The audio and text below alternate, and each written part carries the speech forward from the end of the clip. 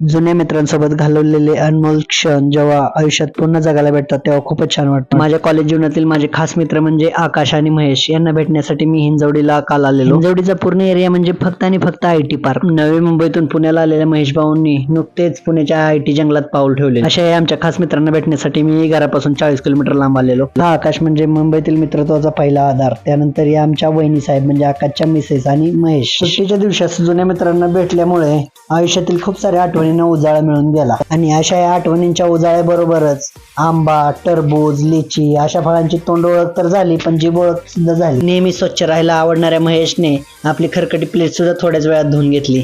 जास्त विचार करण्याची सवय असल्यामुळे महेश भाऊंचे डोके दुखत होते म्हणून थोडी डोक्याची मसाजही करून दिली महेश भाऊंच्या. आमच्या आकाश भाऊने लग्नाची तारीख मात्र भिंतीवरच लिहून ठेवलेली, विसरू नये म्हणून. अशा प्रकारे 3-4 तासांच्या गप्पा गोष्टीनंतर आम्ही सर्वजण जायला निघालो. आकाश आणि वहिनी साहेबांच्या पाहुणचारानंतर शेवटी जाता जाता महेशने पार्टी दिली आणि भेटीचा शेवट झाला.